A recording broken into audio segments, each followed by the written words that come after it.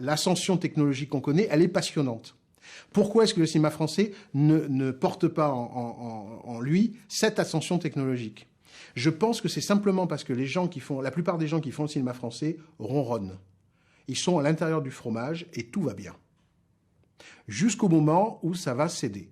Jusqu'au moment où les gens vont leur dire « on n'a plus envie de voir ça ». Et là, ça va être la catastrophe. Je pense que c'est simplement les gens, les décideurs qui n'ont pas envie d'en foutre une rame. Vous savez, régulièrement, je suis abordé dans la rue ou à la cinémathèque ou dans des festivals par des gens très jeunes qui me donnent des DVD, des DVD-R gravés de films qu'ils ont faits sur leur Mac. Je regarde ça et des fois je suis absolument stupéfait de ce que je vois, du niveau de compétences que ces gens ont pu développer tranquillement chez eux sur leur Mac. Oui, il y a une nouvelle génération qui presse derrière la porte, qui pousse la porte, et la porte ne veut pas s'ouvrir. Il faut que les choses changent, sinon notre cinéma va en crever.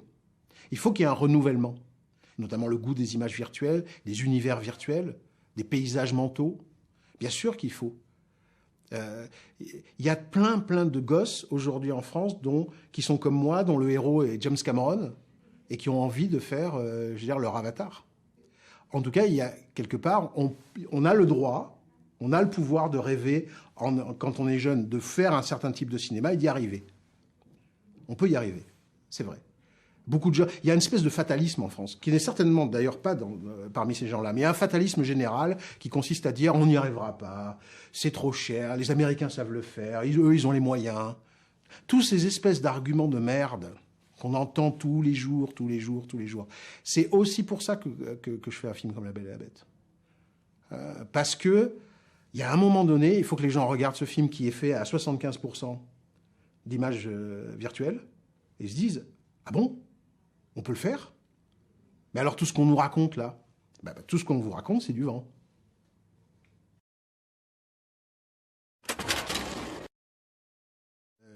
C'est pour ça qu'au début du film, quand on voit passer les bateaux, il y a un grand drapeau français. Alors c'est vrai que les bateaux sous le Premier Empire portaient ces espèces d'étendards géants en couleur de la France. Je l'ai mis exprès. Donc j'espère bien que les gens, quand ils vont voir le film, ils vont pas le prendre pour un film américain. Ils vont voir le drapeau français à l'arrière du bateau au début. Oui, d'une certaine manière, il y a une forme de revendication. Et en même temps, elle n'a rien de patriotique, puisque, comme chacun sait, j'ai commencé ma carrière sur le continent nord-américain. Mais quand je tourne dans mon pays, il est clair qu'il y a un enjeu supplémentaire qui s'ajoute, qui est celui d'une forme de revendication de notre culture, de notre langage, de notre, comme je dis, de notre ADN culturel, et qu'il est intéressant de faire passer dans les films. Surtout, vu l'état dans lequel est le cinéma français aujourd'hui.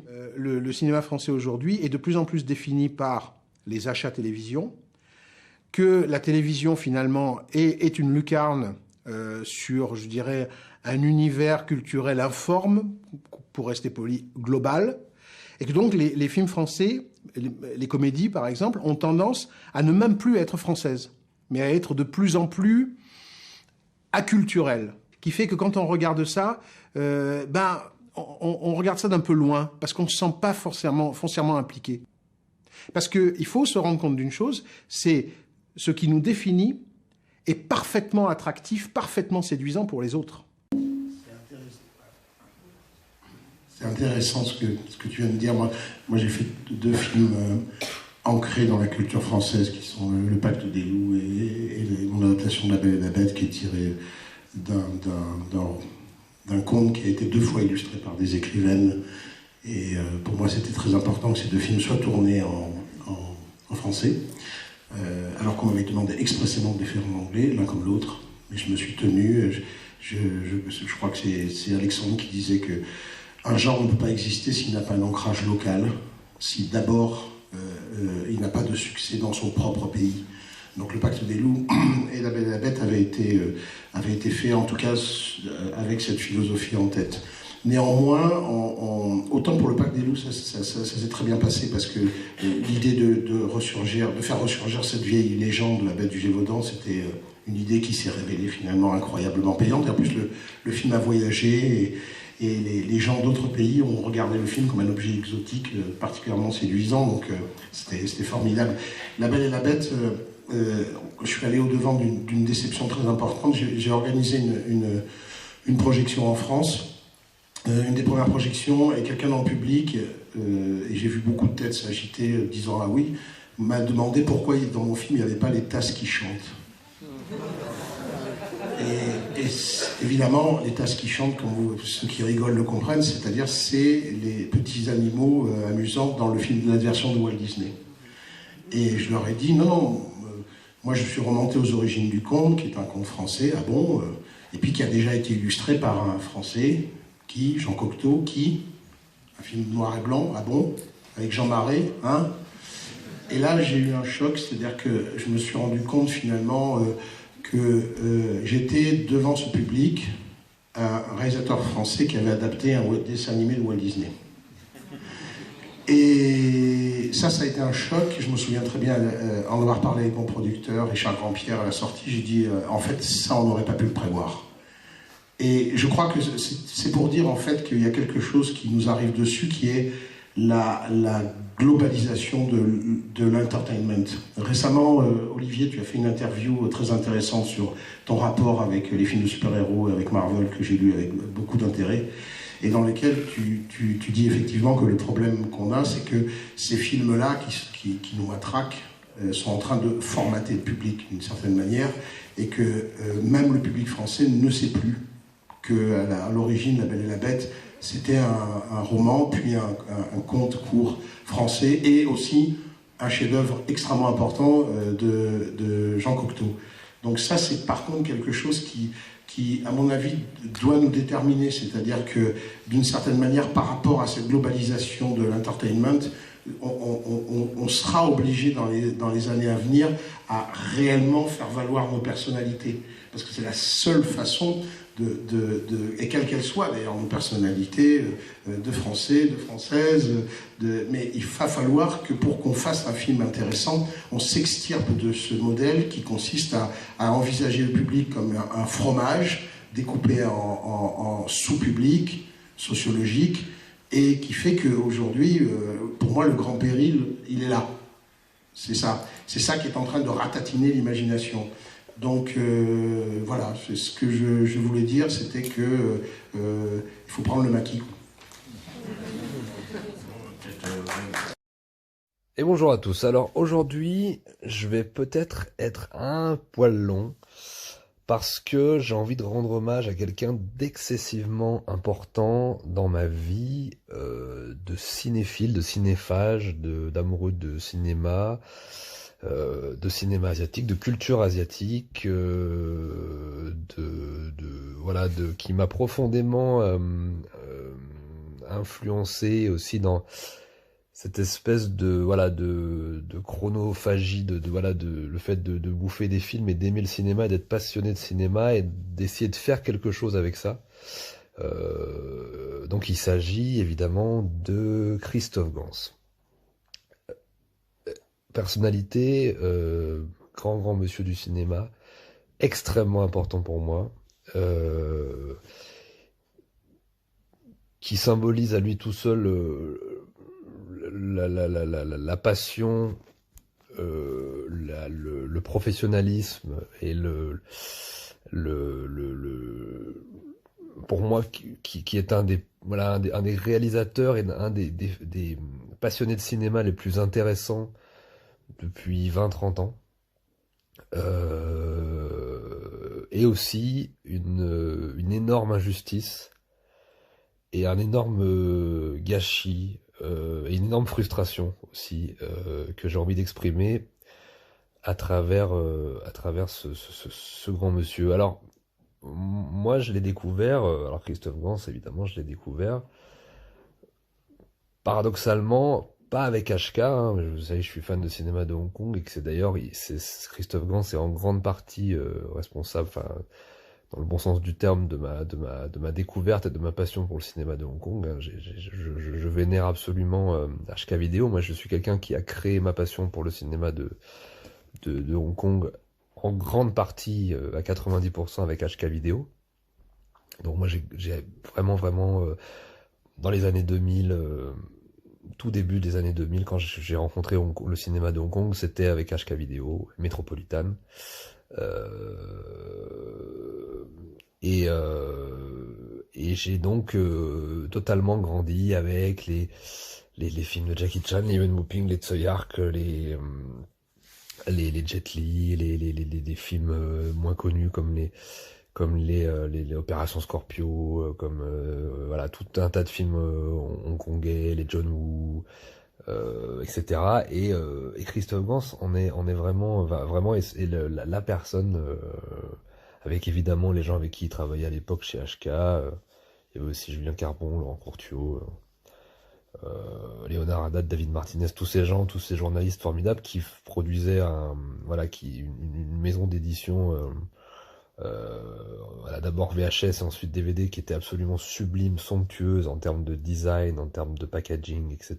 Et un magazine fabuleux, où j'ai construit, en plus de voir les films, j'ai construit aussi toute une espèce d'analyse comme ça, filmique, cinématographique, sur les œuvres, sur les films, sur la Kung Fu comédie, le film de sabre fantastique, le film de sabre plus réaliste, les polars hongkongais, et puis il y avait aussi évidemment une grosse partie aussi de culture japonaise et culture manga. Moi, ma culture japonaise et ma culture manga, elle vient plus évidemment au premier abord je suis né dans les années, je suis né en fin 80, voilà, donc et j'ai été enfant dans les années 90, donc fatalement moi c'était le Club Dorothée, les films d'animation, les séries d'animation japonaises, et Bioman, etc., etc. J'en ai déjà parlé dans ma vidéo sur Dragon Ball. Donc évidemment, après eux, ils parlaient d'un cinéma japonais beaucoup plus important, voilà, à travers le cinéma, à travers des grandes œuvres. Mais grâce à eux, j'ai pu découvrir Takeshi Kitano, Takashi Miike, Shinya Tsukamoto,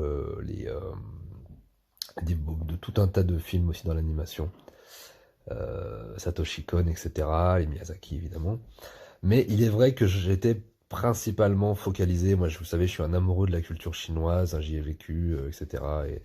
Et moi, la culture chinoise, le cinéma de Hong Kong, c'est ça qui était vraiment, voilà, j'ai fait mon choix à un moment donné, même si j'aime beaucoup tout ce qui est en rapport avec le Japon, hein, c'est un pays qui me fascine énormément, mais comme aujourd'hui je peux avoir cette passion pour l'Inde ou pour le cinéma indien, mais c'est vrai que Hong Kong et la Chine, la culture chinoise restera toute ma vie. Mais c'est en grande partie grâce à eux. Et bon, déjà pour ça, on peut leur remercier infiniment. Voilà, c'était une collection dirigée par Christophe Gans, et puis je crois qu'il faisait beaucoup de choses au niveau de l'esthétisme, du packaging et des images qu'il choisissait, la qualité du papier, etc. C'est quelqu'un qui travaille beaucoup l'esthétique de toute façon dans ses films, et je pense que je vais en parler un petit peu plus tard. Ce sont des films très beaux. La plupart du temps, sont peut-être parmi les plus beaux films que j'ai dû voir dans ma vie. Très beaux films, vraiment. Et je dis pas ça parce que je suis fan ou quoi, mais c'est vrai, c'est-à-dire qu'il y a un côté il y a un travail sur l'esthétisme, et sur un esthétisme qui du coup traduit une certaine viscéralité. Moi, c'est comme ça que j'ai des frissons, c'est à travers l'esthétisme. Et je pense que ça, c'est très asiatique aussi, au niveau de la symbolique. C'est quelqu'un qui appuie beaucoup sur la symbolique. Voilà. Et en gros, HK Video, la collection mettait en avant des films d'une manière somptueuse, parfois même trop somptueuse par rapport aux films dont il était question, mais avec voilà cette envie de nous faire aimer les films et de rentrer dedans, et de sortir un petit peu de ce carcan aussi, film d'art de Hong Kong, kung fu, action populaire. Moi, ça c'était la période de mon père et de ma mère, hein. C'était en gros Jackie Chan, Bruce Lee, Jackie Chan, années 70-80, où les gens, les petites gens comme nous, les gens de milieux modestes et populaires, allaient voir ces films-là. Moi, d'ailleurs, c'est comme ça que j'ai découvert ce cinéma aussi. Mais là, il y avait une volonté vraiment de faire découvrir ces films à un plus large public, de toutes conditions sociales, pas uniquement en fait aux prolos ou aux classes populaires dont j'étais issu. Donc nous, on est tombé dedans avec mon frère de manière... on est tombé là-dedans tout de suite. Mais en réalité, c'est pas à ce moment-là qu'on a découvert Christophe Gans. En fait, moi et mon frère, on était déjà très fans de cinéma d'action. Et voilà, en fait, ça a été assez intéressant parce que moi, j'ai une mère qui était fan de cinéma. C'est elle qui nous a fait découvrir le cinéma et qui aimait beaucoup les films. Et elle choisissait ses films en fonction des acteurs. Et je sais plus comment, mais on avait à la maison reçu la cassette, qu'on avait dû d'ailleurs commander sur le catalogue 7 de Metropolitan, la cassette de Graham Freeman. Voilà. Moi j'ai découvert Christophe Gans grâce à Graham Freeman, et Graham Freeman, c'est le film, ça restera de toute façon mon préféré de tous les Christophe Gans, même si ceux qu'il a fait après je les aime beaucoup, mais Graham Freeman pour moi c'est l'ultime, c'est un de mes films préférés de tous les temps, et c'est le film qui me parle le plus par rapport à ma passion pour le cinéma de Hong Kong, pour le cinéma d'action américain, pour le cinéma d'arts martiaux, pour le polar, pour le film de gangster, pour la culture asiatique évidemment, la culture chinoise, la culture japonaise, voilà, etc. Et aujourd'hui, je le vois encore avec non, pas uniquement avec de la nostalgie, mais au vu de tout ce que j'ai vécu en Asie, etc., dans mon histoire personnelle, c'est un film qui vraiment m'apporte des frissons. J'ai vraiment des frissons à chaque fois que je vois une image de Graham Freeman. C'est le film qui me donne des frissons systématiquement, que je vois la bande-annonce, que je vois une image, que je vois un morceau de film, que je vois le film entier, j'écoute énormément la musique.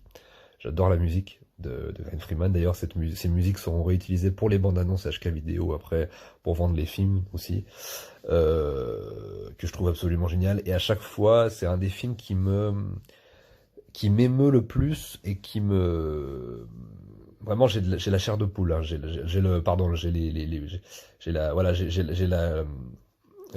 Les poils qui s'hérissent. Je ressens vraiment quelque chose de très intense, de très profond à la vision de ces images et de ces films, mais qui est totalement qui est inexplicable, oui et non. C'est-à-dire que c'est au vu de toute ma passion pour l'Asie et de tous mes voyages et toute ma vie là-bas. Et en même temps, je peux pas totalement l'expliquer par moments. C'est-à-dire que c'est parfois un peu inexplicable. Ça passe vraiment par une esthétisme, par la musique, par l'association de tout ça, par l'action, par le côté humain, le côté sentimental, la beauté des cadres, le symbolisme aussi beaucoup. Je trouve que c'est quelqu'un qui a compris en fait le cinéma asiatique à travers à travers la symbolique. Je trouve que c'est extrêmement important. Moi, je fais une petite aparté, mais là, je regarde beaucoup de films indiens depuis quelques mois. Et voilà, en Asie, on retrouve, et y compris dans le cinéma indien, on retrouve beaucoup de symbolique. Ce sont des civilisations qui sont énormément basées sur le symbole. Plus que la psychologie ou autre chose, c'est plus la symbolique, je trouve. Et donc, voilà, donc Graham Freeman. Et en plus de ça, donc je l'avais découvert parce que mon frère était fan de Marc Dacascos. Mon frère était toujours un très grand fan de Marc Dacascos. On regardait beaucoup ses films qui, hélas, n'étaient pas à la hauteur du potentiel de Marc Dacascos. Je pense que Marc Dacascos aurait pu avoir une très très grande carrière. D'ailleurs, on a fait une vidéo avec Jonathan Asia sur Drive il y a pas longtemps, que je vous invite à regarder, qui était pour nous, enfin qui est pour moi en tout cas le meilleur film qu'il ait fait parmi toutes les directs ou vidéos ou toutes les séries B qu'il a fait. Je pense que Drive est la meilleure parce qu'il y a ce respect pour le cinéma de Hong Kong, etc. Mais en termes de cinéma qui va un peu plus loin, qui va même beaucoup plus loin à mon goût, évidemment Graham Freeman et le Pacte des loups dont je vais vous parler après. Pour moi, ce sont ces deux meilleurs films. Et je suis d'ailleurs, voilà, ça fait partie des frustrations que je vais évoquer un peu après. Je pense que je vais être très très long sur cette vidéo parce que j'ai beaucoup de choses à dire. Cette frustration du fait que voilà, Christophe Gans n'ait pas pu faire beaucoup d'autres films avec Marc Dacascos, avec Vincent Cassel, avec d'autres acteurs, et qui est dans d'autres domaines, dans d'autres aventures, qui explorent d'autres facettes du cinéma et notamment de la culture populaire française aussi, qui est un immense gâchis pour moi. Mais enfin bon, j'y reviendrai après. Pour l'instant, sur Graham Freeman, voilà, moi à la base, je voulais faire une vidéo sur Graham Freeman. Et puis je me suis rendu compte que finalement, j'ai préféré essayer de un peu balayer et rendre hommage à la carrière de Christophe Gans et le rapport personnel, parce que j'ai un rapport assez intime avec son cinéma, mais notamment avec Gary Freeman, principalement avec Gary Freeman, qui est voilà, son premier film, qui a, je pense à ses yeux quelques défauts, ça va être son premier, mais qui pour moi n'en a absolument aucun. Et voilà, voilà, vraiment, c'est une déclaration d'amour à ce film-là, parce qu'il y a vraiment tout ce que j'aime dans le cinéma qui est présent dans ce film-là. L'héroïsme, un sens du sacrifice de l'héroïsme, les gangsters, l'Asie, les gunfights, l'action, la psychologie, l'humanité, la symbolique, une histoire d'amour formidable, des personnages féminins forts, mais en même temps pas d'un point de vue idéologique ou quoi que ce soit. Ça sert l'histoire et ça sert le propos. La beauté des cadres, la beauté des plans, la beauté des lieux, l'intelligence, voilà, de certaines références, de certaines musiques, de certaines choses, voilà. Donc voilà. Et en plus de ça, le film je l'aime aussi plus que les autres parce qu'il a été fait dans les années 90. Et voilà, moi, le rapport que j'ai avec le cinéma de manière esthétique, etc. Pour moi, mes années, ce sont les années 80 et 90. Et un petit peu début 2000, un petit peu 2000, c'est ça que j'aime encore Le Pacte des Loups, mais qui pour moi est le film qui fait un peu charnière, le film un peu charnière entre les deux siècles. Mais après, c'est vrai qu'esthétiquement, moi, je suis moins du cinéma 2010, 2010, mais même s'il y a encore des trucs très bien, moi, je vais vous dire beaucoup de bien de La Bête plus tard, et même de Silent Hill, qui est, voilà, le film d'horreur est pas mon genre de prédilection, mais je vais en parler avec beaucoup de plaisir.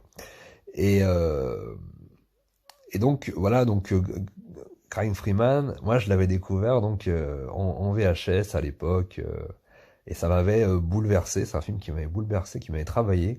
J'y ai pensé pendant longtemps. Je le revois assez régulièrement. Alors il y a peut-être un petit moment que je l'ai pas revu, mais je le revois à peu près tous les ans.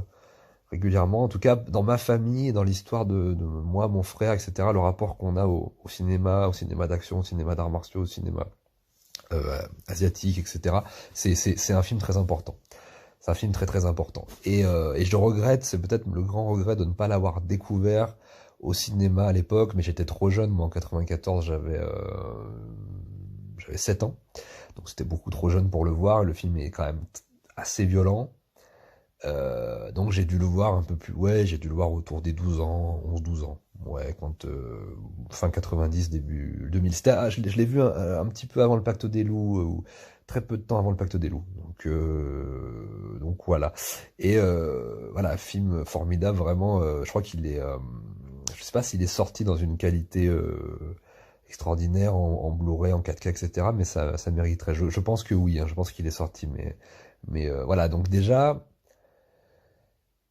Et puis en parallèle à ça, il y avait aussi, c'était un petit peu après ce film-là. Donc nous on l'avait découvert pour des raisons qui étaient autres, propres à Christophe Gans. Moi j'avais pas encore vu, il y avait pas encore HK vidéo, il y avait pas encore les interviews de Christophe Gans dont je vais vous parler aussi, qui sont passionnantes sur Internet. Il y avait vraiment un film avec un auteur qui faisait un film et qui nous proposait ça. Et nous, ça nous a traumatisés. Et après, très peu de temps après, je me souviens donc avoir vu Le Pacte des Loups. Alors c'est très intéressant, Le Pacte des Loups, parce que pareil, c'est à la fois un truc formidable qui est arrivé au cinéma français, et à la fois une frustration je suis très énervé en fait de la tournure qu'ont pris les choses à l'époque, parce que moi je suis issu d'une famille qui aime bien son pays, qui aime beaucoup son histoire, qui aime beaucoup sa culture. J'aime moi-même beaucoup mon pays, sans tomber dans du nationalisme extrême ou des choses comme ça, mais on a cette fibre quand même patriote, et on a cette fibre, on aime les films français. Moi, j'ai grandi avec mes parents et mes grands-parents qui aiment profondément leur pays.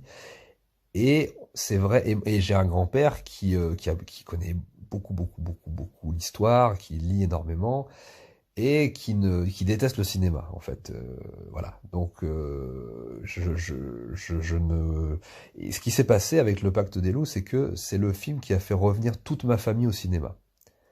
Donc c'est ma famille qui n'allait pratiquement plus, enfin au cinéma pour voir des films français, parce qu'à l'époque, nous on allait voir systématiquement les gros films américains, les gros Disney quand on était gamin. Voilà, dans les années 90, c'était un petit peu la norme. On est tous allés voir en famille Titanic, on adorait James Cameron. De toute façon, moi j'ai grandi avec James Cameron, etc. Donc on aime beaucoup le cinéma. Donc, mais les gros films à gros spectacles épiques qui étaient connectés avec l'histoire, l'identité, etc. C'était des films américains principalement. Les films indiens et les films chinois, c'était des trucs que je vais découvrir beaucoup plus tard, qui de toute façon passaient pas au cinéma. Mais c'est vrai que il y avait encore dans le cinéma américain cette fibre épique, mythologique, héroïque, qu'on retrouvait plus du tout en France depuis des décennies. D'ailleurs, c'est pour ça que je suis passé dans mes hommages aux personnalités françaises directement du Mariel, du Jean-Pierre Mariel, qui va pour moi atteindre son apogée dans les années 70 en termes de films, et que 80-90, hormis les quelques comédies dont j'ai un peu parlé j'ai un petit peu parlé de Clavier, de Depardieu, des films avec Jean Reno, etc. Mais de manière un peu, voilà, dans d'autres vidéos que j'ai faites, mais je vais sauter directement par rapport à là, toutes mes vidéos d'hommage que je vais faire, je vais passer directement à ce qui me paraît le plus intéressant, c'est-à-dire les années fin 90, début 2000, en ce qui concerne le cinéma français, où il y a vraiment un renouveau. Il y a Dupontel, il y a Jeunet, il y a Caro, il y a Yann Kounen, il y a tous ces réalisateurs-là de films de genre qui vont arriver. Et donc Christophe Gans fait partie un petit peu comme ça de cette famille qui va immerger. Ce sont encore il y a eu à un moment donné, ouais, cette espèce de petite renaissance là du cinéma français, parce que c'était des mecs qui comme nous, en fait, bon, on n'est pas tout à fait nés à la même époque, mais on est nés avec le cinéma américain, le cinéma d'action, les jeux vidéo, les mangas, la culture asiatique, etc. Donc je pense qu'ils ont amené un souffle nouveau à un moment où le cinéma français en avait besoin. Et donc vient le Pacte des loups. Et pour en revenir au Pacte des loups, moi je suis allé le voir, et c'était un exploit avec mon grand-père qui n'allait vraiment jamais au cinéma.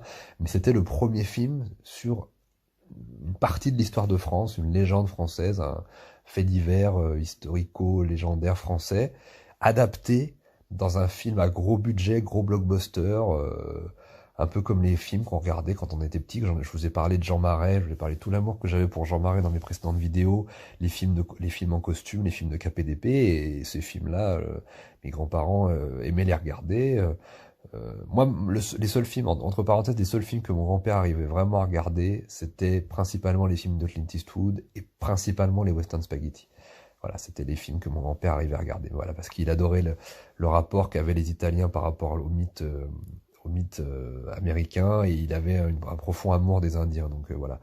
Et donc c'est pour ça. Enfin bref, parenthèse fermée. Mais quand il a vu, alors évidemment, quand il a vu le Pacte des loups, c'était très très bien, parce que non seulement, alors on est très très croyants dans ma famille, on n'est pas des pratiquants très sérieux, mais on est des catholiques, etc. Mais on a quand même un amour pour la France de manière globale, dans toute son histoire, dans toute son historicité. Et le film n'est pas très tendre envers envers l'ancien régime, c'est le moins qu'on puisse dire. Mais ça, c'était vraiment pas grave, puisque le film était tellement intelligent. Et même si on n'était pas vraiment d'accord avec ça, c'était tellement beau de voir un film français tourné dans des décors naturels, qui introduisait en plus des éléments nouveaux, c'est-à-dire que ça faisait vraiment le pont des générations entre mon grand-père qui avait grandi avec cette vieille idée de la France et des vieux films français, et en même temps moi qui était nourri de trucs américains, d'action, de kung-fu, etc. Il y avait Marc Dacascos, voilà, donc ça faisait vraiment le lien. Il y avait un peu de kung-fu dedans. Alors évidemment, mon grand-père avait trouvé ça un petit peu ridicule. Il y a des trucs qu'il a trouvé, mais ça n'a pas enlevé le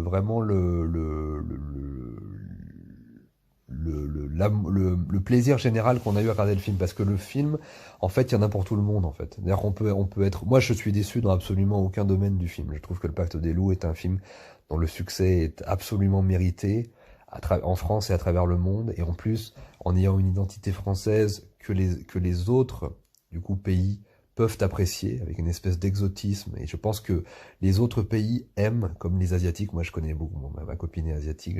Ils aiment quand on fait les choses à notre manière, plutôt que comme les Américains ou comme les Chinois ou comme ils aiment quand on fait des choses à notre manière.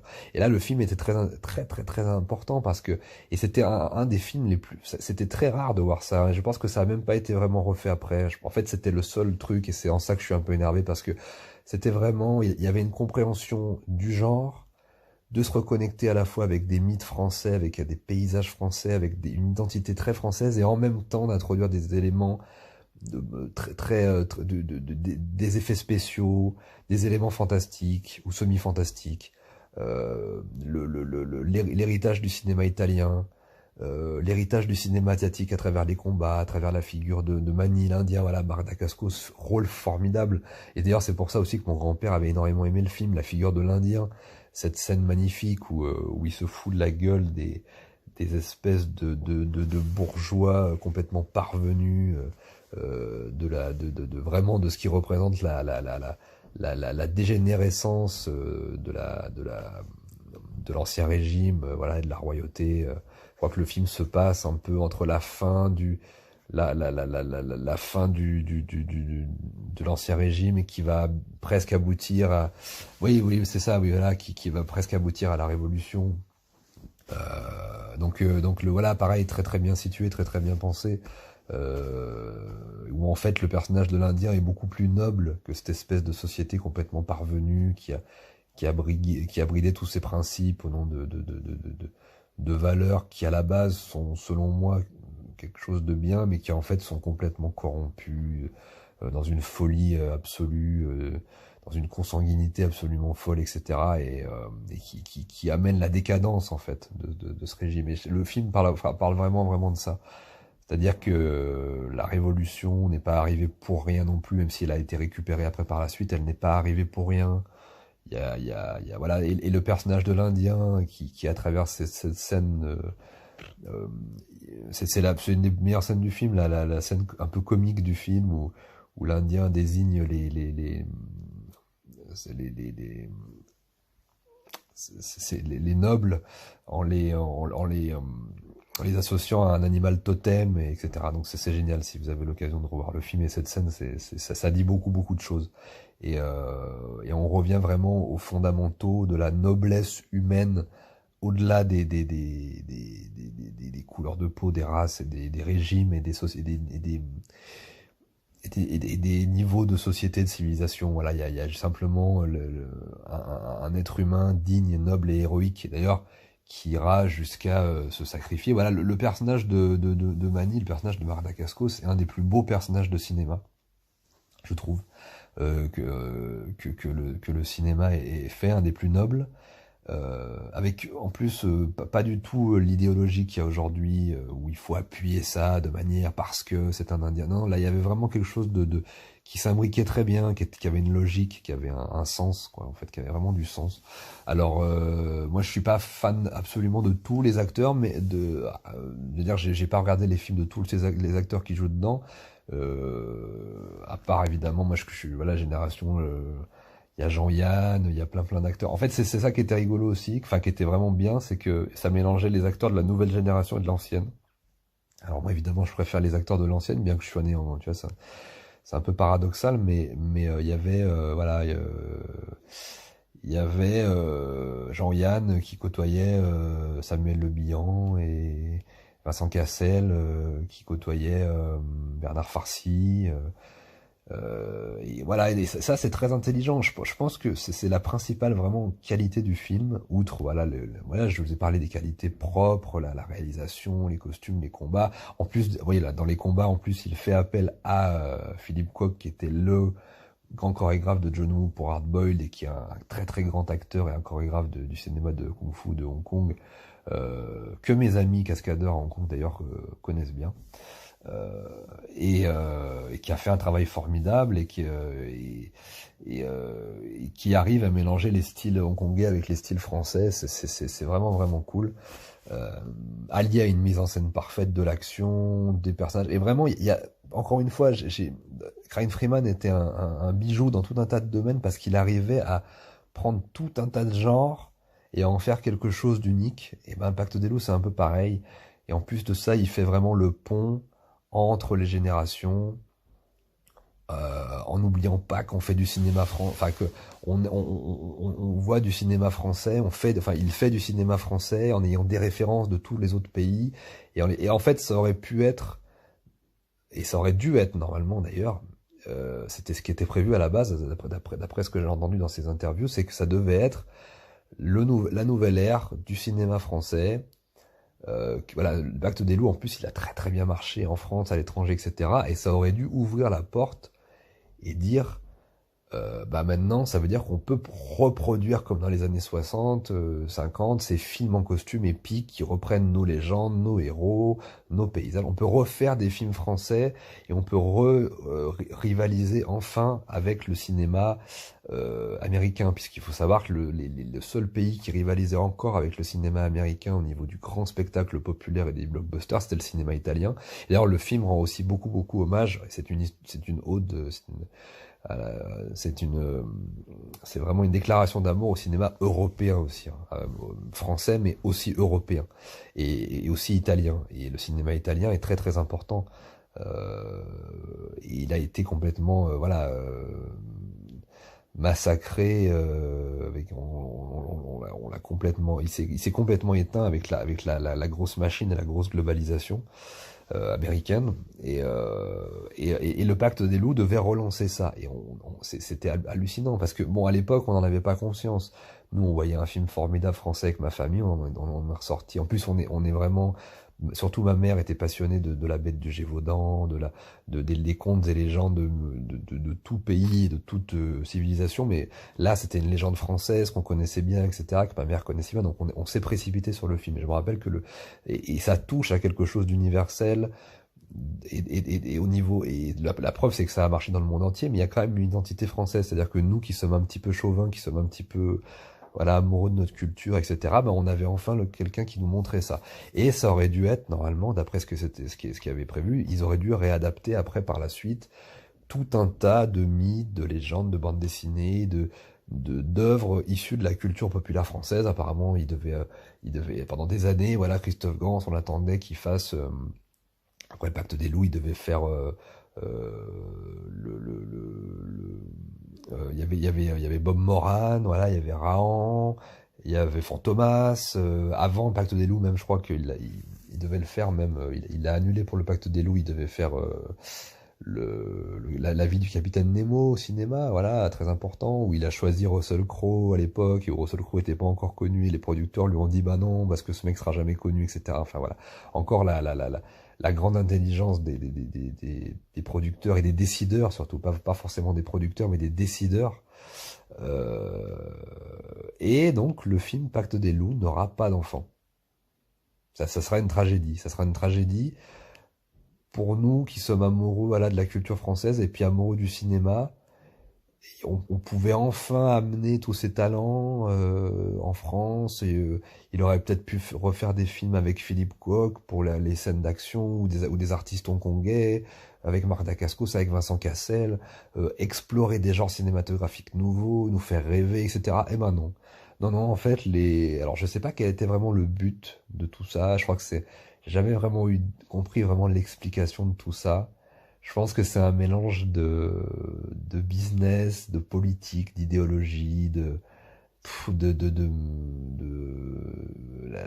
je pense qu'ils ils l'ont laissé faire son film français, un petit peu testamentaire, pour dire ah bah regardez, ça a été ça, et on rend un ultime hommage à ça, et finalement enfermer ça dans une espèce de cinéma pour cinéphiles, quoi. Mais ce qui est très dommage, parce qu'en fait le film allait bien au-delà de ça. Ça allait vraiment vers le populaire, et et presque vers le mythe, quoi. Et qui en plus retraçait toutes les époques sans vraiment avec une très grande justesse, etc. Donc c'est une tragédie, immense gâchis, qui n'a pas pu mettre tous ses projets à bien. C'est quelqu'un qui a galéré pendant des années pour construire ses projets. Alors en même temps, c'est quelqu'un de très exigeant aussi, d'après ce que j'ai compris, que ce soit sur le choix des acteurs, que ce soit sur le choix des costumes, des décors, etc. Mais visiblement, la France ne voulait plus de lui pour faire un film. Et c'est d'une tristesse infinie parce que on aurait adoré, moi j'aurais adoré, j'aurais continué à aller voir des films, on serait continué avec ma famille à aller voir des films français au cinéma de qualité, qui parlent à tout le monde, dans des films populaires, dans des blockbusters à la française, qui pouvaient rivaliser avec les grosses machines, et malheureusement, bah, les décideurs en ont pas voulu, et c'est bien dommage, parce que ça aurait pu vraiment amener progressivement une pierre à l'édifice du cinéma populaire français. Donc c'est très très très dommage. Et finalement, après tous ces échecs et toute cette frustration, il est parti. Il est reparti en Amérique du Nord. Donc il faut savoir que Green Freeman était un film, une espèce de coproduction entre le Canada, la France et le Japon, je crois, mais le film est fait très américain, enfin dans le sens, voilà, c'est un film qui fait très américain. Green Freeman, même s'il y a beaucoup de références asiatiques, ça reste un film nord-américain, je dirais, dans la forme. Enfin, quoique, bon, c'est un petit peu, mais en tout cas, voilà, c'est plutôt un film américain, plutôt, dans l'imaginaire un peu collectif comme ça. Et le Pacte des loups était vraiment français. Et elle recréait vraiment un autre cinéma français. Ça aurait dû être vraiment le nouveau souffle du cinéma français. Et non, c'est loupé. Et donc il repart en Amérique du Nord, et là il va faire. Alors là, c'est là où pour moi, c'est malheureusement là où Christophe Gans, bon, même si je continue à aimer les films qu'il a fait, ça parle moins à ma sensibilité de cinéma. Et moi, le fait qu'il ait rendu hommage d'une manière magnifique au cinéma asiatique et au cinéma européen, à l'Asie et à l'Europe, à Hong Kong et à la France, etc. Voilà, moi j'ai été comblé avec ces deux films. Ça fait partie, Green Freeman et Le Pacte des loups, de mes deux films de Christophe Gans favoris, préférés, ultimes, qui malheureusement n'ont pas fait de petits après, qui ont beaucoup influencé, je pense, de gens. Moi y compris, mais qui n'ont pas, malheureusement, ça n'a pas continué. Et c'est vraiment très dommage, surtout que ces films ont été des succès et ont bien marché. Et donc après, il va faire un genre de film dont moi je suis un petit peu moins, je m'intéresse un peu moins, c'est l'adaptation de jeux vidéo. Je suis pas un très grand joueur de jeux vidéo, même si j'aime bien ça, et comment dire, et de films d'horreur. Voilà, je ne suis pas non plus un très grand admirateur de films d'horreur, mais j'aime beaucoup. Il y a des très grands films d'horreur, j'aime beaucoup le genre, mais je ne suis pas un fan absolu. C'est vrai que voilà, ce n'est pas mon genre de prédilection. Mais ce qui est intéressant, c'est que je suis allé voir ce film au cinéma, puisqu'effectivement, après Le Pacte des loups qu'on avait vu il y a quelques années, moi, un nouveau film de Christophe Gans, c'était quand même un événement. C'était quand même un événement. Donc je suis allé le voir. Et ce qui était très intéressant, c'est que je suis allé le voir avec mon ami Anthony, qui lui est un fan, contrairement à moi qui suis un fan de cinéma. Lui, c'est un fan absolu de jeux vidéo, il bosse dans les jeux vidéo, il essaye d'en faire, c'est vraiment toute sa vie. Et donc, il était très très fan de Silent Hill. Et donc, et il avait beaucoup aimé Le Pacte des loups et Green Freeman, etc. Et il avait plutôt bien aimé. C'est quelqu'un qui aime bien le cinéma. Et pas trop le cinéma de Hong Kong, malheureusement, mais j'en ai fait découvrir quelques-uns, mais c'est quelqu'un qui globalement aime beaucoup le cinéma. Et donc on est allé voir ensemble donc Silent Hill, donc c'était, je sais plus, je crois que c'était autour de 2006. Moi je crois que j'étais encore au lycée à l'époque. Et malgré le fait que, alors lui il a adoré le film, parce que évidemment fan de films d'horreur, fan de jeux vidéo, etc. Il a adoré la manière dont le film respectait évidemment tout ça. Pour lui, c'était une des meilleures adaptations de jeux vidéo, etc., etc. En même temps, on n'a pas eu grand chose de bon avant, ni même après.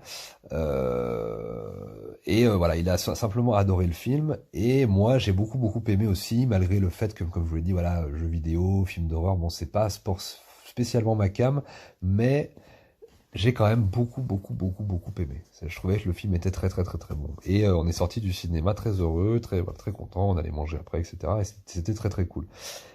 Donc voilà, Silent Hill, très intéressant, mais j'aurais pas autre chose vraiment à dire sur le film en lui-même, parce que je suis pas assez connaisseur ni du jeu, ni du cinéma d'horreur, donc mais voilà, mais très bon. Et on avait hâte de voir, moi j'avais hâte de voir la suite. J'avais hâte de retourner au cinéma, de voir la suite. Et malheureusement, j'ai dû attendre pratiquement 10 ans pour retourner voir un film de Christophe Gans, voilà, ce qui est absolument hallucinant. Mais entre-temps, ce qui comblait vraiment mes attentes. Alors du coup, je vous ai déjà parlé d'HK Vidéo que Christophe Gans avait créé après Grind Freeman, où en fait on lui avait demandé, où Samuel Adida, paix à son âme, lui avait demandé de sortir en fait les films hongkongais et japonais qu'il avait influencés pour Grind Freeman. Il est sorti tout un catalogue. Donc Grind Freeman a été vraiment la première pierre qui a permis à HK Vidéo d'exister. C'est quand même très important de le souligner. Et donc on va pas revenir sur HK Vidéo. Je vous ai dit tout l'amour que j'avais, c'est par rapport à cette collection, voilà. Et il y avait aussi une autre chose, c'est que pendant toutes ces années, il est arrivé dans les années 2005. Moi, j'ai commencé à avoir Internet en 2005, je crois. Donc à l'époque, voilà, au début, pendant Silent Hill, etc.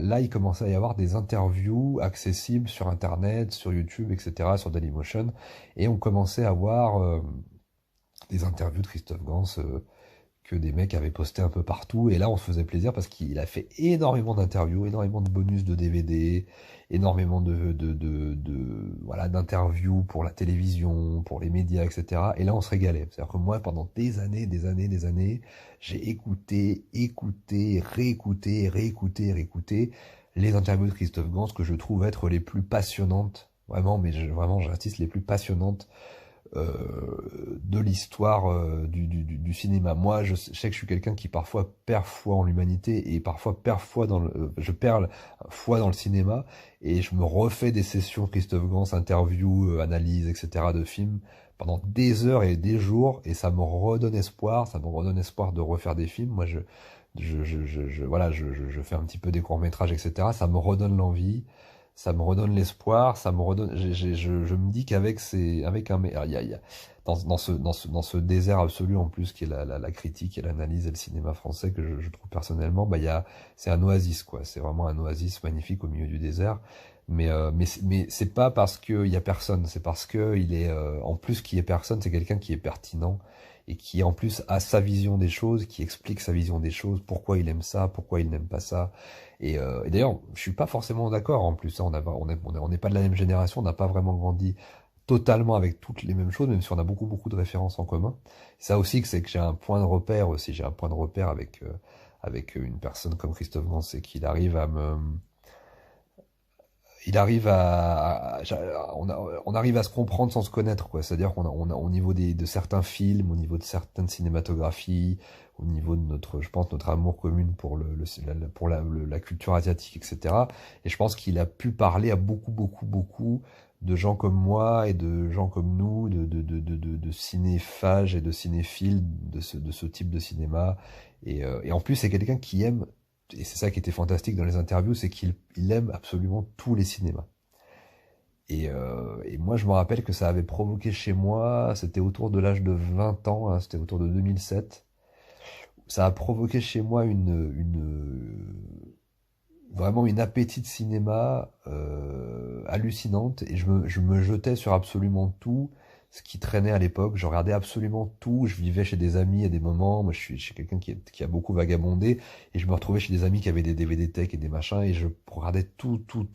Là, Christophe Gans a vraiment été vraiment le début en plus, bon là, de tout l'amour que j'avais pour un certain type de cinéma, mais là, il m'a ouvert à tout un tas de cinéma, à toute une cinéphilie. Je me souviens que j'ai passé des années à dormir chez des potes et à être en colocation avec eux, etc. Ils avaient des DVD tech, des trucs que je connaissais pas. Et à l'époque, et d'ailleurs j'avoue que je l'ai perdu ça, mais à cette époque-là, entre 20 et 30 ans, j'ai bouffé une quantité astronomique de films en regardant absolument tout ce qui traînait chez tout le monde. Parce que c'est vrai que j'étais très fan de cinéma de Hong Kong et que j'avais été un petit peu trop focalisé là-dessus, même si j'avais vu plein d'autres films. Mais là, vraiment, la manière dont il transmettait son amour du cinéma nous donnait envie de voir absolument tout. Il disait souvent, je regarde 6 films par jour, et j'ai une pile de DVD à la maison et je pioche comme ça. Alors moi, évidemment, à 20 ans, moi j'ai commencé à bosser, donc je passais les week-ends ou les nuits ou les vacances que j'avais ou les périodes de chômage, je regardais Mais oui, alors du coup, je prenais exemple sur lui et je regardais 6 films par jour. J'avais pratiquement pas de vie d'ailleurs, c'était beaucoup trop exagéré. Parce que c'est une époque quand même où on a besoin de se construire un peu et où j'étais beaucoup trop geek à cette époque-là, je l'avoue. Même si voilà, je continuais un petit peu à faire du sport, les arts martiaux, etc. Bon, vous connaissez. Mais je bouffais du film et je découvrais des trucs, j'ai découvert des trucs hallucinants, par internet aussi, hein, je vais pas se mentir, hein, je téléchargeais aussi à côté, j'achetais beaucoup de DVD, mais je pouvais pas tout acheter. Et je me rappelle que les premières payes que j'avais, moi mon idole c'était Christophe Gans, voilà, en termes de le journaliste, le critique, l'amoureux de cinéma qui me communiquait sa passion. Il y avait aussi beaucoup Capture Mag aussi avec Yannick Dahan, etc. et toute l'équipe à cette époque qui était très très très présente et que je remercie aussi beaucoup dans mon appétit de cinéma. Mais voilà, moi je me rappelle, je bossais à l'usine à l'époque où je faisais des petits boulots et en sortant de l'usine et en sortant le week-end ou pendant mes jours de congé, j'allais dépenser mon argent, ma paye presque. Une fois que j'avais payé mon loyer, ma bouffe, j'allais m'acheter des DVD.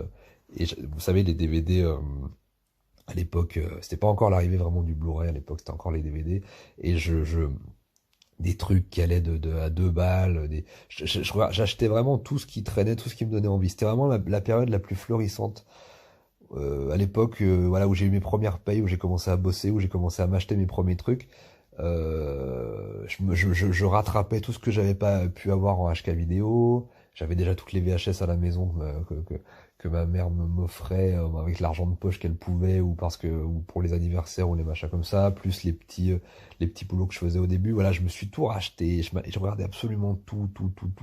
Le cinéma italien des années 70, le cinéma d'horreur, le cinéma japonais, le cinéma américain, toutes les époques, tout. Et c'était fantastique. Et vraiment, je bouffais du cinéma. Alors c'était aussi une période où on aimait beaucoup les films de Tarantino, et Tarantino aussi avait ce truc où il nous faisait découvrir plein de films. C'était vraiment une génération, ouais, la génération ultime, celle qui va arriver en 90-2000, c'est-à-dire il y a eu pratiquement 100 ans de cinéma, et ces mecs ont eu le temps de bouffer des milliers de films et ont des références. Et comme en fait tout s'est globalisé, on avait accès à ces films. Alors, ce qui était intéressant, c'est qu'on avait accès, que c'était plus difficile de les avoir, et du coup, ça donnait un peu. Aujourd'hui, avec Internet, c'est bien, mais on a tellement accès à tout que finalement, on regarde pratiquement plus rien. C'est ça un petit peu qui est dommage, finalement. Et avec les algorithmes, les machins. À l'époque, on allait chercher les films, et moi, je me rappelle, j'allais regarder les critiques sur YouTube, sur Dailymotion, oui, ça existait encore à l'époque. Il y avait, on nous conseillait un film, Christophe Gans parlait d'un film, puis on voulait tout de suite aller l'acheter. Moi, c'est comme ça que j'ai acheté, je sais pas, les films de Itokiri, films de samouraï, voilà, les films de samouraï, par exemple, ça a été, Harakiri, Itokiri, etc. Ça a été en grande partie grâce à lui. Et donc voilà. Donc l'attente qu'on avait entre les deux films, on les comblait par cet appétit insatiable de cinéma et ces interviews sur Internet et dans les vidéos Internet, etc. Et, euh, et donc, par la suite, donc, voilà, entre ces deux périodes, donc c'était entre 2000, je me rappelle, ouais, ça a commencé 2006, 2007, et puis jusqu'en 2014, où là, moi, j'ai un petit peu commencé à arrêter d'être un cinéphage boulimique et un peu psychotique, et là, je commençais à vivre, je commençais à voyager, je commençais à avoir des relations amoureuses plus sérieuses. Je commençais à partir un petit peu, à travailler, à voyager un peu en Chine, à voyager un peu en Asie, à faire les métiers que j'aimais bien. Après, j'ai été intermittent du spectacle, j'ai fait des spectacles dans le monde, j'ai beaucoup beaucoup bougé. Donc les périodes 2010, c'est une période où j'ai beaucoup plus bougé, où j'étais moins dans ma chambre et où j'étais plus dans la vie. Voilà. Mais tout cet appétit de cinéma m'a dit, voilà, il faut que tu en fasses quelque chose, il faut que tu voyages, il faut que tu bouges, il faut que tu ailles rencontrer des gens qui socialement sont différents de toi, il faut que tu aies un vrai vécu, une vraie expérience, il faut que tu en fasses quelque chose de tout ça. Et donc, voilà, et donc je vais pas revenir sur ma vie, je la raconte tout le temps dans mes anciennes vidéos, mais en gros, voilà, il y a eu presque 10 ans qui sont passés entre Silent Hill et donc le film que je vais évoquer après, qui est La Belle et la Bête, que j'ai vu, voilà, un peu dans cette... je me rappelle, c'était en 2014, hein, je crois que le film était sorti, je revenais de Chine. J'étais en Chine voilà, en 2013, je revenais de Chine, Et là, on rentrait dans une nouvelle ère finalement qui avait déjà été un petit peu, qui avait commencé avec Avatar que j'avais absolument adoré. Il y allait avoir aussi l'année d'après Mad Max Fury Road. Il y a eu l'année d'avant que j'ai d'ailleurs un film que j'ai vu en Chine que j'adore qui s'appelle Pacific Rim de Guillermo del Toro. Voilà, il y a le côté film à effets spéciaux, performance capture commençait vraiment à prendre de l'ampleur. Bon, malheureusement, en parallèle, il y avait les Avengers et compagnie que j'aimais pas, mais il y avait plein de films intéressants à l'époque qui utilisaient les nouveaux outils, les nouvelles performances techniques que nous offraient les années 2010. Voilà, la performance capture, les effets spéciaux, le mélange physique et virtuel, etc. C'était très intéressant. Et parmi ces films super intéressants à l'époque, et j'allais beaucoup au cinéma, encore dans les années 2010, j'allais beaucoup au cinéma, même s'il y avait de moins en moins de bons films, il y avait aussi de, il y a encore des putains de films qui sortaient. Et La Belle et la Bête en faisait partie. Alors moi, La Belle et la Bête, c'est un film que j'avais beaucoup aimé, principalement au niveau de l'esthétisme. Là, au niveau, je pense que c'est un des films les plus beaux que j'ai vus de ma vie, en termes de décor, de texture, de structure, de couleurs, d'ombre, de lumière, voilà. Et malheureusement, j'ai été beaucoup plus emporté par l'esthétisme que par la viscéralité du propos. Et en plus, je suis pas un très grand fan, je l'accorde de lait assez doux, je ne suis pas un très grand fan et je trouve pas que les acteurs soient, j'aime beaucoup les acteurs qu'il y a dedans, j'aime beaucoup Vincent Cassel, André Dussolier, etc. Mais ouais, j'avais une petite frustration au niveau des acteurs et au niveau de la manière dont ils jouaient en fait. Mais c'était pas catastrophique, c'était juste un petit peu bizarre. Il y avait un truc un peu bizarre. Ça accrochait pas comme ça pouvait accrocher avec le Pacte des loups, etc. Mais c'était quand même du très bon et j'avais beaucoup aimé le film. Et je me souviens que je l'avais vu aussi avec un autre de mes très bons potes, un de mes meilleurs amis qui s'appelait Flo et lui il avait plutôt pas mal aimé, mais il avait été un petit peu déçu. Mais en même temps, il connaissait pas. Il connaissait pas le voilà, tous les films de Christophe Gans avant. Mais bon, c'était quelqu'un qui aimait quand même beaucoup le cinéma mais qui lui quand même préférait plus d'autres genres de films que ça. Je crois qu'il avait pas beaucoup aimé Tintin non plus de Spielberg et voilà, il préférait Avengers. Enfin, c'est une autre chose, c'est autre chose. Mais moi, j'avais beaucoup aimé La Belle et la Bête. Il faisait vraiment partie de ces films les plus beaux qui utilisaient la technologie pour amener à des manières de filmer, à des cinématographies différentes, à une manière de montrer les choses. Et en plus, là, c'était magnifique parce que Christophe Gans revenait à un genre français, revenait à un genre littéraire, revenait au conte initial, etc. Et donc c'était du tout bon. Et je crois que le film a pas mal marché en France, mais surtout au Japon, en Amérique du Sud, je crois en Russie aussi. Enfin, il y a il a très bien marché à l'étranger, je crois. Il me semble. Alors je sais pas s'il est sorti en Chine. Je pense qu'il a dû sortir en Chine. Et en plus avec une volonté, encore une fois, de faire quelque chose de très français. Voilà, les bateaux qu'on voit couler au loin sont des bateaux avec des drapeaux français dessus, etc. pour vraiment affirmer cette identité française. Et je vais essayer quand même de conclure parce que ça fait 1 heure que j'en parle et c'est la première fois de ma vie que je fais 1 heure sur une personnalité ou un film ou quelque chose. Là, ça fait 1 heure que je parle tout seul. Donc si vous êtes allé au bout de la vidéo, je vous félicite. Mais voilà, c'est très rare que quelqu'un m'ait autant influencé dans mon amour du cinéma. Et j'en avais pas beaucoup parlé en fait dans mes vidéos d'avant. J'ai fait à peu près 170 vidéos et j'ai très peu évoqué Christophe Gans. Et là, je devais me rattraper, donc j'ai fait une très longue vidéo d'1 heure. Voilà, je sais pas si ça marchera. J'espère que vous apprécierez. J'espère que ça vous emmerdera pas trop, mais voilà, c'était mon hommage à Christophe Gans. Et malheureusement, après La Belle et la Bête, bah là, voilà, 2014, on est en 2022, et on attend toujours avec grand désespoir, voilà, son prochain film. Alors apparemment, là, il devrait revenir avec quelque chose d'américain, ce qui me semble logique, étant donné que la France a totalement oublié ce qu'elle était depuis des années, particulièrement ces 2 dernières années. Je comprends qu'il ait envie de retourner aux États-Unis, qu'il soit dégoûté de faire des films en France et qu'il n'y ait plus de décideurs, d'investisseurs et que même le public ait lâché le goût pour les paysages français, la manière le style français, l'épique, la mythologie française, les films. Moi, voilà, je suis un très grand frustré par rapport à ça, hein. C'est pour ça que je me suis reporté sur le cinéma américain étant tout gamin et asiatique quand j'étais ado, parce qu'en fait, je retrouvais des choses que je ne retrouve plus dans le cinéma français.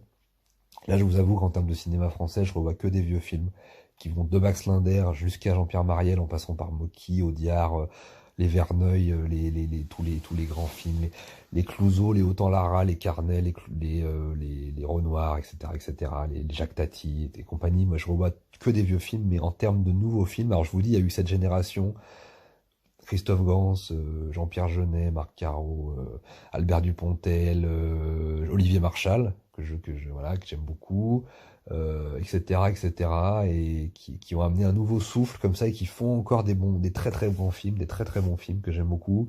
Il y a toujours un ou deux films français qui sortent, qui sont très bien aussi, de par-ci par-là, même dans la comédie.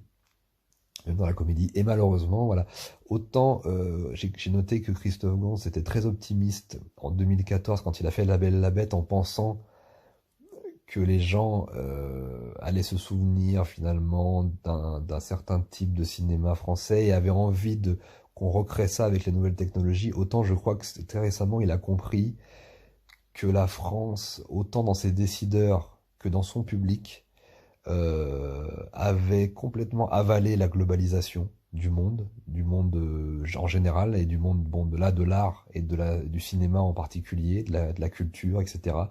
Et je le vois à tous les niveaux, hein. Moi, j'habite maintenant, je suis en grande partie sur Paris, et je constate à quel point les gens sont devenus des globalos américains. Sans vraiment beaucoup de repères. En fait, tout ce qui s'est passé avant 2000 n'existe pas. Moi, je le constate même avec ma copine qui est chinoise, qui n'a pas beaucoup de repères de ce qui se passe. Et tout ce qui est avant 2000, en fait, c'est presque un autre monde. C'est presque, ça n'existe pas. C'est un rêve. C'est quelque chose de beaucoup, beaucoup trop vieux. Et moi qui suis né fin 80, qui ai vécu les années 90, j'ai encore une connexion avec le monde d'avant, avec la culture d'avant, avec les films d'avant, que la masse aujourd'hui n'a plus du tout. Et je pense qu'il en a fait le constat amer à la sortie de La Belle et la Bête. Et je pense pas que les gens soient allés le voir pour la bonne raison. C'est-à-dire pas pour les bonnes raisons. Je pense qu'ils sont allés le voir parce que c'est La Belle et la Bête. Et parce que dans l'image des gens, La Belle et la Bête, c'est un film de Walt Disney. Et c'est d'une tristesse absolue parce que ça tue l'imagination et ça tue l'art et ça tue la création. Et ça tue définitivement cette volonté de faire du cinéma français en intégrant des outils de la modernité, des nouvelles technologies, du grand spectacle, de l'héroïsme, de l'épique. Moi, je suis quelqu'un qui est extrêmement frustré qu'on n'ait pas de films de KPDP, de films sur le Moyen-Âge, de films sur même l'épopée républicaine ou les mythes grecs, les mythes gréco-romains, les mythes gaulois, voilà, la mythologie, même des films d'action ou des polars, il y en a un petit peu en France, mais c'est quand même très rare. Voilà, donc on est rentré, comme Christophe Gans l'a très bien dit, dans une phase où le public français ne regarde que des comédies principalement très mal filmées, et ou alors quand elles sont mal filmées, alors quand elles sont bien filmées, c'est souvent idéologiquement un peu douteux, et puis quand elles sont mal filmées, parfois il y a quand même des velléités au niveau des jeux d'acteurs et de l'écriture. C'est vrai qu'il y a encore quand même ça aujourd'hui. Et puis comme je vous le dis, il y a encore des très bons films français qui sortent par moments, mais de moins en moins. Moi là, je constate que depuis 2 ans, depuis 2020, pour moi, il y a presque rien qui trouve grâce à mes yeux, parce que le politiquement correct et parce que l'idéologie a pris le dessus sur des œuvres, y compris sur des œuvres très bien faites, très bien écrites ou très bien réalisées. C'est-à-dire que ça pue beaucoup trop le film de propagande pour être bien, en fait. C'est-à-dire que je ne peux pas, avec l'âge que j'ai et l'expérience de vie que j'ai, me rattraper simplement à la réalisation et à l'écriture et aux acteurs. Il me faut aussi un petit peu d'honnêteté intellectuelle, faut que ça parle un petit peu au peuple, au corps, à l'intime, aux viscères, que ce soit un petit peu, voilà, un petit peu viscéral, un petit peu, que ça se connecte un petit peu à l'histoire, à la culture, au style français, ce que le cinéma français ne fait absolument plus. Et donc c'est une tragédie absolue, et Christophe Gans représente, représente cette tragédie, cette injustice, et pardon. Et je me devais de lui rendre hommage. Et j'avoue que je ne suis pas vraiment du genre je ne suis pas vraiment un journaliste. Moi, j'invite les gens sur ma chaîne plus pour discuter avec eux que pour les interviewer.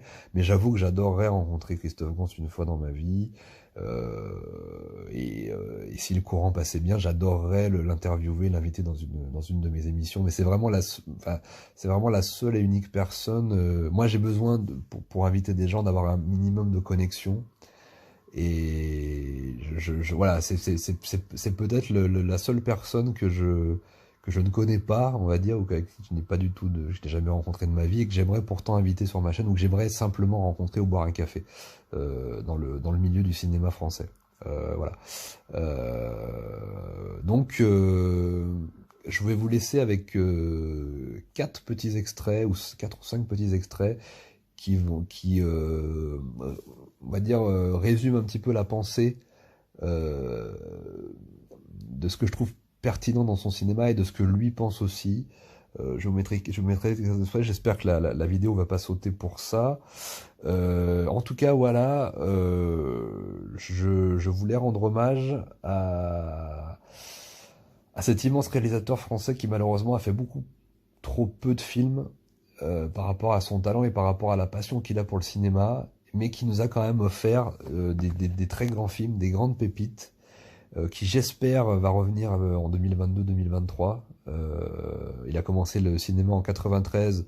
S'il pouvait revenir avec Necronomicon, j'ai pas parlé de Necronomicon d'ailleurs, qui était son premier segment de film à sketch, son premier vrai film en fait, là, qui était un segment d'un film à sketch de film d'horreur tiré de Lovecraft, mais que j'ai découvert un peu tardivement, mais voilà. Mais en tout cas, voilà, j'espère qu'il reviendra très vite avec un nouveau film, même si c'est un film d'horreur, même si c'est un film adapté d'un jeu vidéo, etc. Je crois qu'il va réadapter le Projet Zéro, que je ne connais pas, mais je courrais quand même voir le film au cinéma, et j'espère que dans la décennie 2030, eh ben, il reviendra en France et qu'il pourra refaire des films français, j'espère. Et en attendant, je vais écouter son conseil, je vais continuer à faire des petits courts-métrages, et avec des amis même que j'ai, on va essayer comme il l'a très bien dit, de prendre le maquis cinématographique et d'essayer de faire des choses, de continuer en apportant notre identité, notre style, à la fois très français et à la fois très ouvert sur le monde. Voilà, il faut vraiment pas oublier les deux, et Christophe Gans a été absolument parfait pour ça. Je vous embrasse, et revoyez les films de Christophe Gans, revoyez les interviews, je vous dis. Et en tout cas, voilà, prenez bien soin de vous, et je vous dis à bientôt.